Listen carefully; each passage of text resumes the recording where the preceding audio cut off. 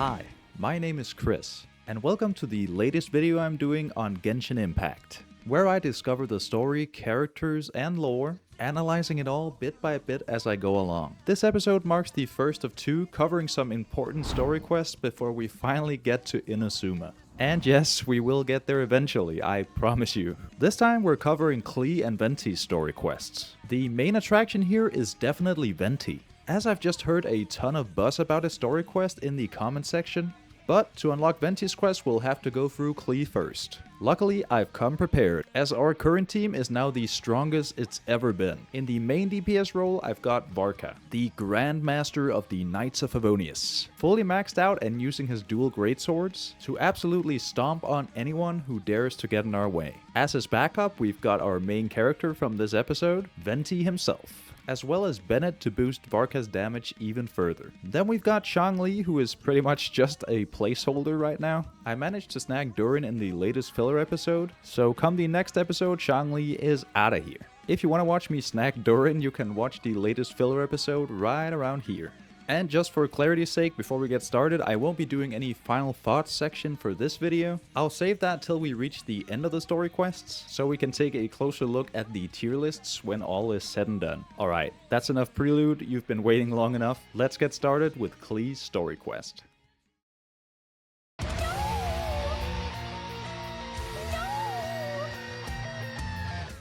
Patton, it's time to get you out of my goddamn quest log. We start off our adventure by talking to Patton, some rando standing in front of Diluc's tavern. He tells us about the new hot topic of the day. Recently, all the customers at the tavern have been debating the exact same topic. Who is the strongest fighter in Mondstadt? Diluc. The strongest fighter? Apparently, opinions are split on this very important topic, and no one can seem to agree.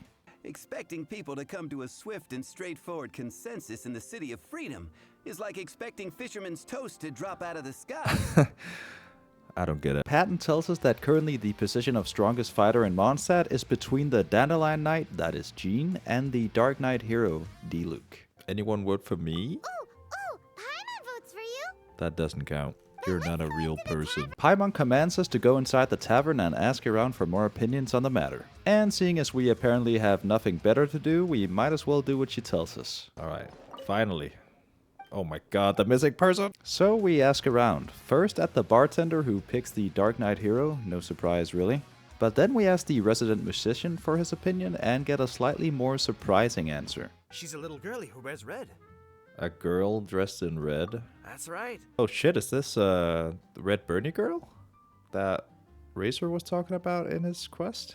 Holy moly! Osei tells us that he saw the tiny girl leaving a trail of destruction in her wake. No one seems to believe him though. Now that you mention it, the idea of a tiny little girl wielding that much destructive power is a little far-fetched. Not an anime. The bard mentions that Klee might just be wielding a very powerful treasure, setting off Paimon's greed once again. We keep asking around the bar, and this is where we first hear the name Stanley mentioned, a name that will become very important much later in Venti's questline. Guildmaster Cyrus is up there with the toughest too. Stanley? But only Stanley can take on the bloodthirsty beasts of the Mare Javari. Who the fuck is Stanley? The last guy we talked to mentions Jean, which I mean based to be honest. We compare the answers we got with Paimon and conclude that we didn't really find a definite answer. So we decide to head to Jean instead in the hopes that she might have some sort of official tier list, seeing as the knights are used to assessing threats and all. Paimon has full confidence in your abilities. Dude, just you wait till I get all 7 elements or however many there are. I'm gonna be stronger than the goddamn avatar, man. We head to Jean's office and are immediately disappointed as Jean doesn't seem to be keeping those kind of tabs on the people of Mondstadt. Well, although I do not have the data to make such an assessment, I will say that my faith in our honorary knight's abilities has never wavered. And that's why you're best girl. She tells us that an Abyss Order mage is strolling around near Mondstadt and asks us to keep an eye out and take care of him if we see him. So we head back outside and... And here's the mage. Red Birdie.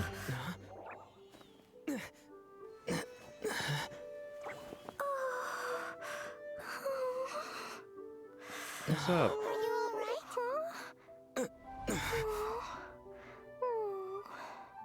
Why is he moaning like that? Chill out, man. The red Bernie girl seems to have dropped something on the floor. A very suspicious looking letter. Explosion inside city wall, grounded by be thy woe. Explosions can hurt people. Jean can be dreadful. Mondstadt be bombed. Klee be doomed. Are you a terrorist? I forgot to introduce myself. My name is Klee. My name is Chris. And Paimon's name is... well, Paimon. Turns out the letter contains Klee's very own survival rules, written by Kaya, and it also seems that she knows her name. We are getting quite famous around Mondstadt after all. She asks for our help to recover a treasure that she apparently buried in the Whispering Woods, and that have since gone missing. It's pretty clear to us now that this is indeed the little girl that the bard mentioned earlier. Seriously? Klee gets Six-Finger Jose's vote for strongest fighter in Mondstadt? What is wrong with people? Oh my god, Lost treasure is a big... Not everyone small is as useless as you. So we head out with Klee to search for her treasure. La la la la la. La la la la la. La la la. Damn Klee. Klee is strangely happy despite of the whole treasure situation, and it seems she's just happy to have new friends. We get to the crime scene and the treasure does indeed seem to be gone. Wait, who's that over there? It's an abyss mage! Yup, the Abyss Mage was indeed the one who stole the treasure. Who could have guessed? It seems this one has some situational awareness though and starts gunning it. We catch up to him quite easily and he starts spawning in some fiery blobs for us to beat down. So we do that and continue the chase. The pattern continues for a few more encounters until... Where'd he go? The abyss mage. He just disappeared. What's going on? Is it time for our panic button? Aha. Gotcha, bitch. Yep, it's domain time, baby. Klee seems pretty exhausted by chasing the mage around, so we ask her if she wants to stay outside while we get down to business. No, I'm coming with you. It's my treasure that Mr. Fluffball stole, and it's up to me to get it back. Don't worry, Klee is a big girl. Come on, Mr. Honorary Knight, let's go. Come on then. Show us how strong you are. Another fucking domain with an abyss mage at the end of it, guys. We get to play as Klee for this domain, which is pretty cool. Here we go! We absolutely decimate the domain with her, as she seems to have quite the passion for bombs and explosions. This time the domain gimmick seems to be these lasers that we can either jump over, or just switch to Klee as she's too tiny to even worry about them. We reach what appears to be the end of the domain, and... I just remembered that I don't have any... Wait, my chest! No! My chest! The Abyss Mage appears and starts blabbing about how he's now in possession of the most powerful treasure in all of Mondstadt. Now your precious treasure shall be your undoing. No, wait, don't touch it. Oh, Now, what have we here? A is he gonna burn? Yep. Well... Klee runs out in tears as she thinks she's gonna get in trouble with Jean, seeing as she broke her survival rules and all. And we decide to head back to Jean's office to report on everything that happened here. Klee? You're here too? She's getting a scolding. I turned myself in. My bomb. I hurt someone. Huh? We pull her out of the fire as we tell Jean that the only one hurt here was an Abyss Mage. And we try to explain to Klee why it's okay to blow up the bad guys. What? I don't get it. Paimon starts pie-splaining the entire plot of the story quest, as she's like to do. Yeah, she's not getting out of that spot on the tier list anytime soon. Just like the way Paimon's first reaction was to try and get her hands on... no. To try and get the facts on the treasure.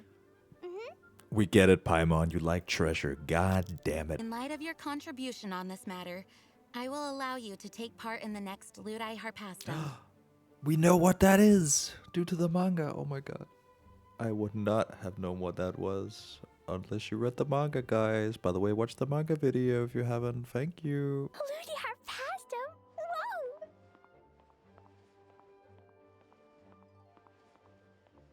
Whoa! She's just gonna keep dancing. Let's fucking go, Klee! And just like that, everything seems to be concluded with a happy ending for all. Except, Except what? Klee, No where bombs. did you hide the treasure to begin with? Were you trying to blow up the fish in Starfell Lake again? What the hell? I wasn't. I swear I wasn't. She's giving us that look that means play along. Uh-oh, Jean noticed it too. Don't implicate us in your shenanigans, Klee. Klee? I'll see myself to solitary confinement. I like her voice acting, man. It's pretty good. Well, we decide to head out to keep Klee company a bit. Are we gonna help her stage a prison break now? Need help busting out of this joint? Ooh, yes, please. Wait, no, I can't. Klee decides to serve out her sentence to the best of her ability, but... Anyway, while I'm grounded, I'm making an extra special new treasure, the Ludi Harpastum version. When you say treasure, I made it into the shape of a harpastum and everything. Oh my god. It looks so cute. You disguised that bomb as a harpastum? Just wait for Ludi Harpastum. Oh yeah. She's gonna fucking Gonna blow. love it. She's a terrorist. yeesh, if Jean was listening to this, Klee might find herself grounded for an awful lot longer. And with that, our business with Klee is concluded for the time being. You can probably tell by my voice in these clips, but I had a really good time with this one. Anyway, it's time to move on to the Archon of Mondstadt, Barbados himself.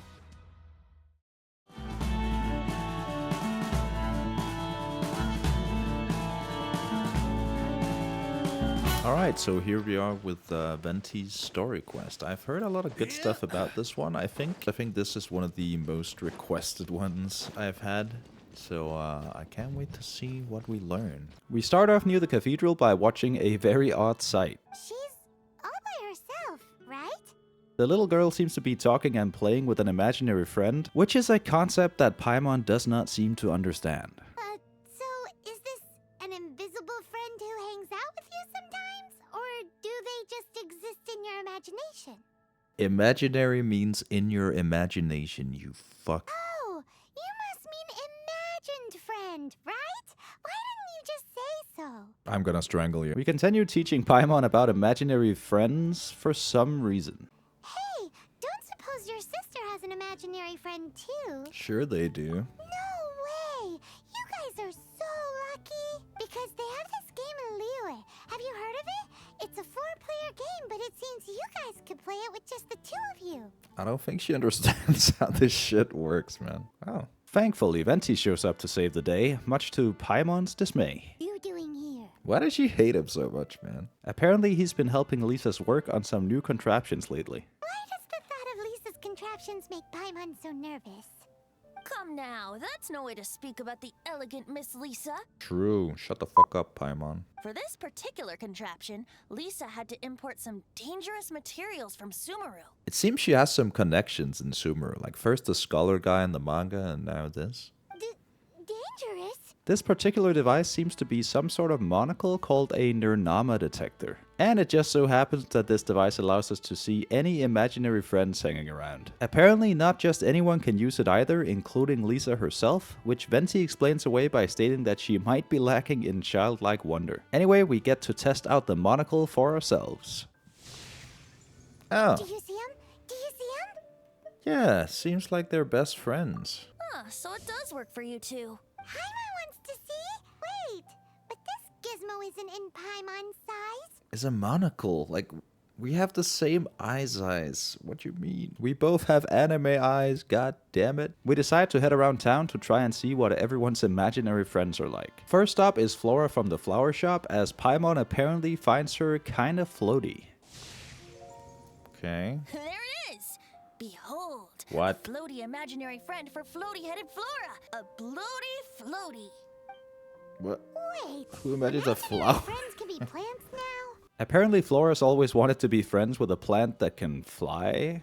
Yeah, that seems normal. She tells us that she heard of the flower from a certain adventurer named Stanley. See? Told ya he'd be back. He seems to be quite the celebrity around Mondstadt as well. The amazing adventures of Stanley are super famous in Mondstadt. He's in the city at the moment.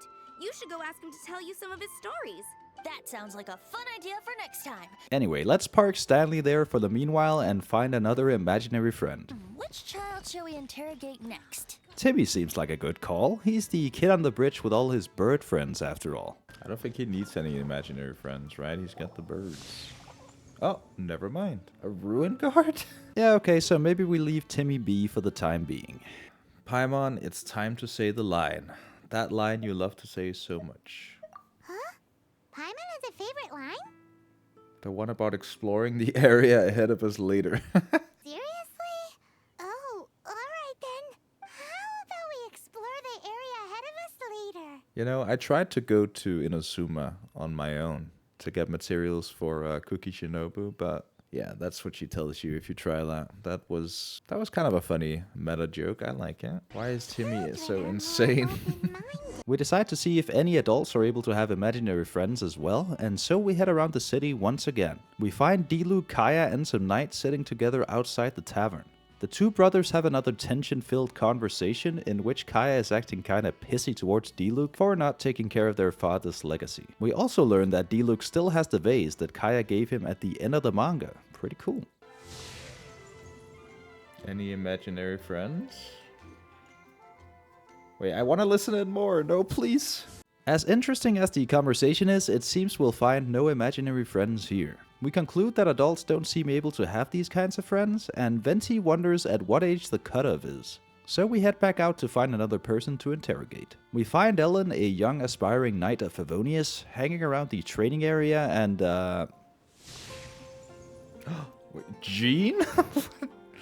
What the fuck? It's funny, she's my imaginary friend as well. Ellen's imaginary friend is apparently based on who she aspires to be. And it does seem that Ellen is working quite hard to reach her goal. So that you can fight shoulder to shoulder with Master Jean?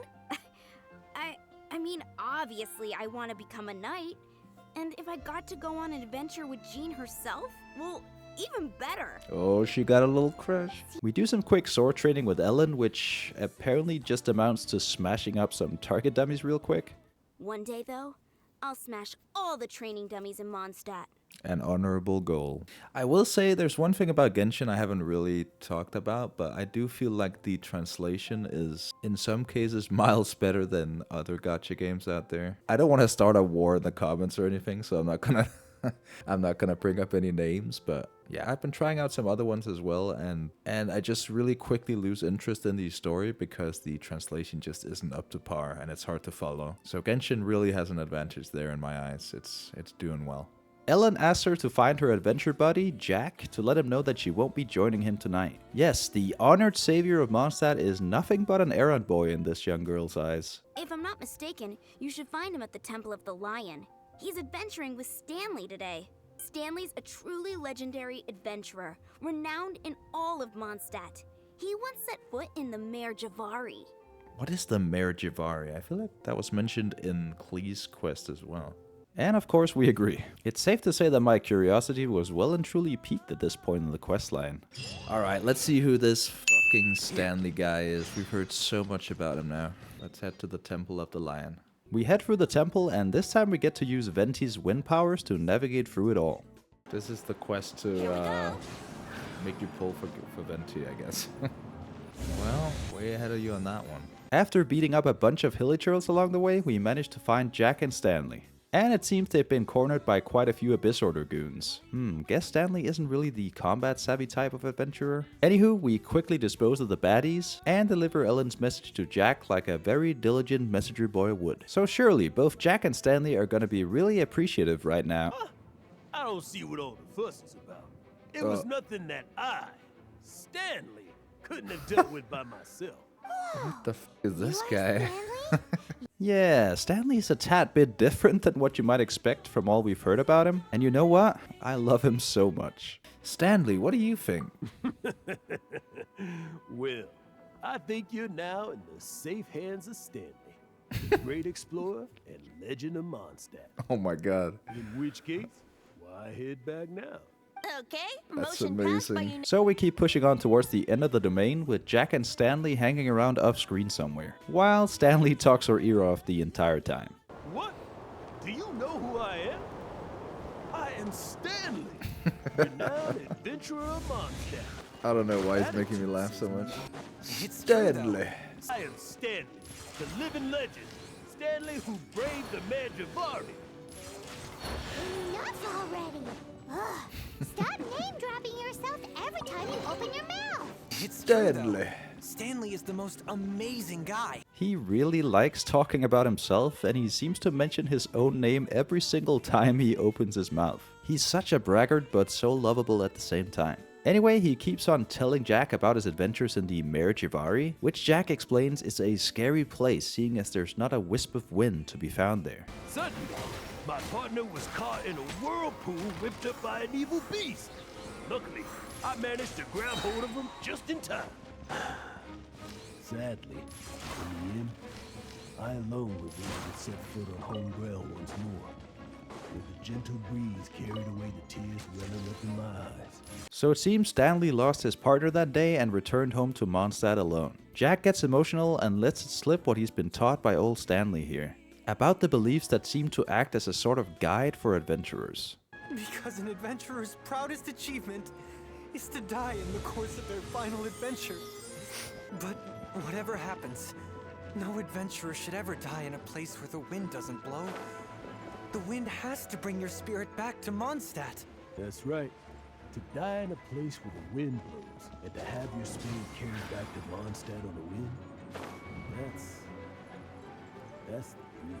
You shouldn't die in a place with no wind. Why do they keep going on about that? Is that why Stanley thinks the Merijivari is the most terrifying place in the world? Because there's no wind there? We beat up the two Abyss mages standing in our way at the end of the domain. Yeah, shocker. And after the battle, Venti asks us to use the Nirnama detector once again. What? He's seeing the... Wait, what? What? Stanley has an imaginary friend? It seems his imaginary friend is a seasoned warrior.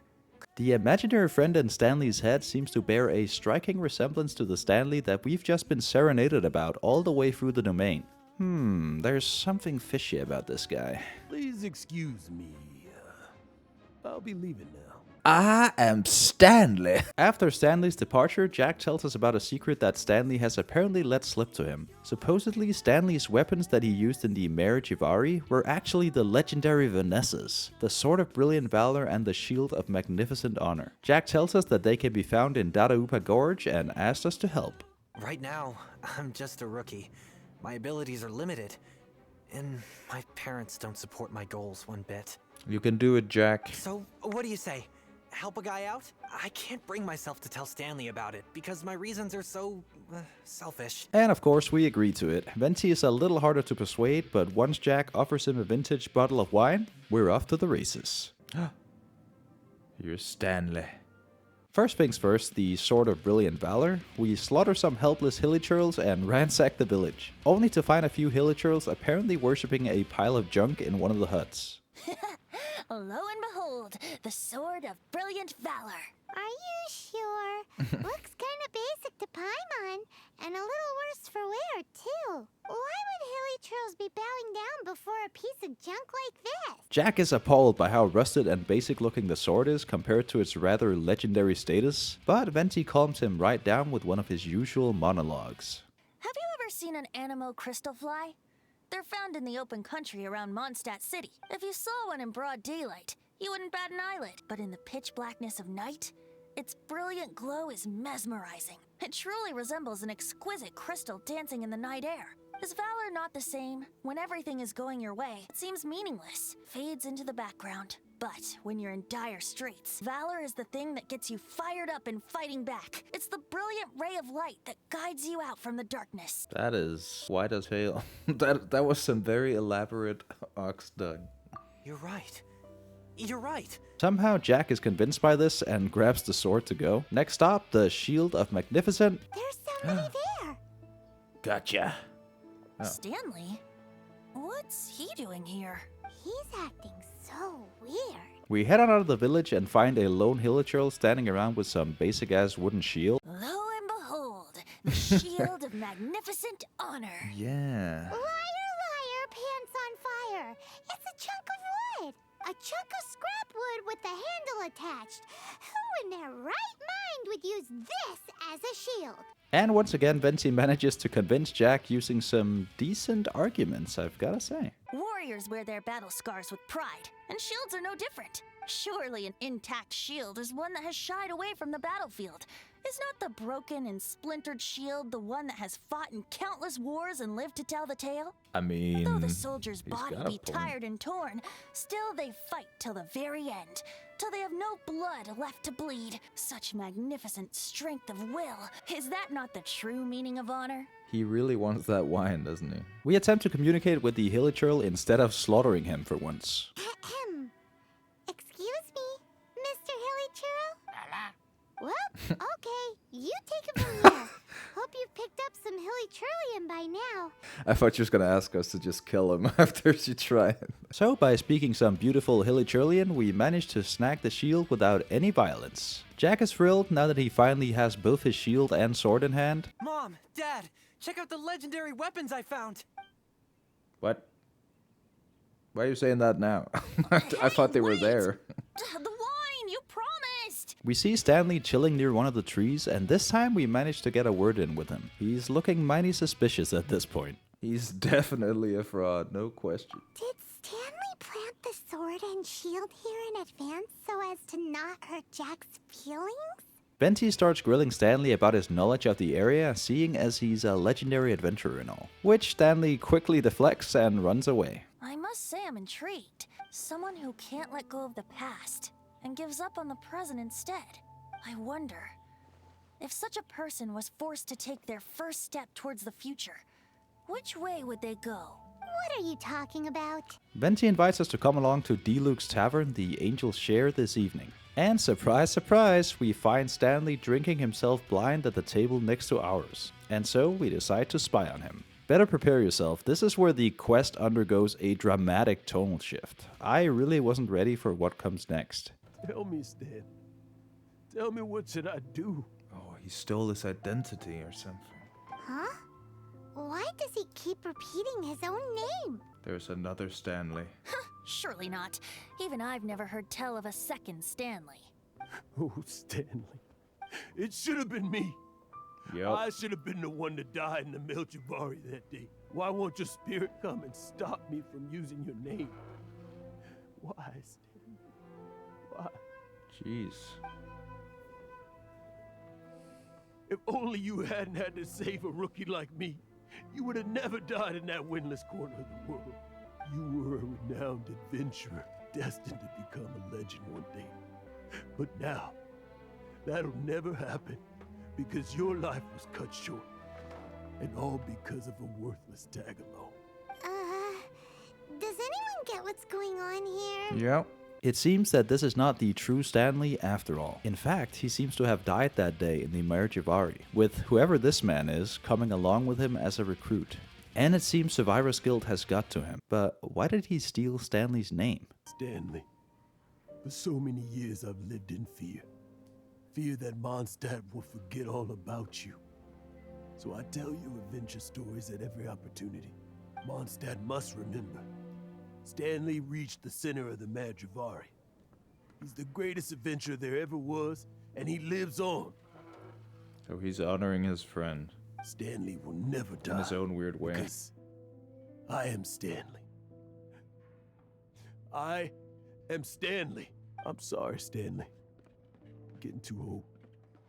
Now, are you guys planning on eavesdropping much longer? Yep, this got pretty real all of a sudden. And on top of that, we've been made by the fake Stanley. So we decide to go and talk to him now that the jig is up anyhow. But he really doesn't want anything to do with us right now. That is until Jack shows up. I'm sure Stanley still has a few stories left to tell. They're what inspired me to become an adventurer in the first place. Stanley, Oh, you're drunk again. Stanley's really fond of that kid, don't you think? It seems the fake Stanley is starting to lose his memories of the real Stanley, which is just worsening the way he feels right now. All these years, I've been living to tell his story. But his personality and the details of his life, I don't remember them clearly anymore. But the one thing I can never forget is that he died in a windless land, where his spirit can never be recovered. His whole life he's been drowning in guilt. All that remains is this imaginary friend. Exactly. Even in his memory, the real Stanley isn't the living, breathing friend he knew at all. Instead, he's become fixed on the image of him as that battle-scarred warrior. And that image has held him captive his entire life. As he despairs more and more, it's starting to seem like fake Stanley will only get worse for the rest of his life. But then... Hans Archibald. He knows him. My true name? How did you know? He's a god, y'all. The wind. I can hear the wind blowing in the Mare Javari. Oh my. I always believed you existed. Will you hand me your old friend's spirit? Oh shit.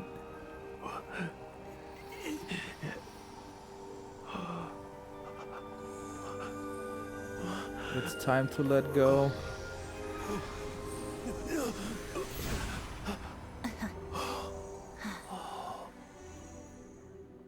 Barbados has got him. I can't believe it. That was sick. He actually did some god work. I'm impressed, Venti. With all that sad business over and done with, Venti tells us to meet him at the usual place. So we head on out there to find him sitting on top of the giant statue in the middle of Mondstadt. And this is it, folks. It's time for the lore drops. In fact, there's so much lore here that I'm gonna have to forgo editing for a bit and just give it all to you raw. This takes me back. The first time I saw this view, I hadn't even taken on this form yet. What? It was about 2,600 years ago. Oh Before shit. the world had come under the rule of the Seven. At that time, old Mondstadt was ruled by a tyrant who sealed off the city's perimeter with a ferocious hurricane. Even the birds couldn't get in or out. Old Mondstadt? Oh, Paimon remembers! Nowadays it's known as Storm Terror's lair, right? You mentioned it before. That's right. The tyrant of the winds who once ruled from that tower was Decarabian, god of storms. Decarabian. There's his name. Back then, I was but a wisp among the thousand winds. I wasn't a god of anything. I didn't even have a human form. I was just a tiny elemental being who lived in the wind. A gentle breeze bringing subtle changes for the better. Or tiny seeds of hope. Wait, so he just became a god randomly or what? Was he not, like, were there no gods at that time? At all? Or was he just not a god yet? A tiny elemental being? Without a human form? Venti, do you mean you used to look different than you do now? I'm pretty sure he looked differently without a human form, Paimon. God damn it. Yep. My current form is not so different from the situation with fake Stanley. I took the form of a friend. What? Dude, what is this? In old Mondstadt transpired the story to be told, where a tyrant ruled. I met a boy, not that old.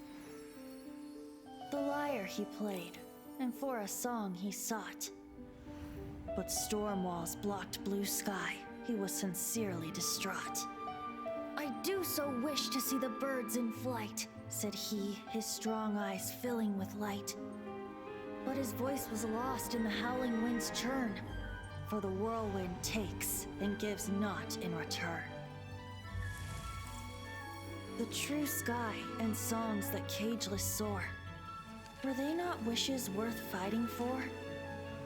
So the boy turned, extending his hand. Let us cast down the tyrant and his walls from this land.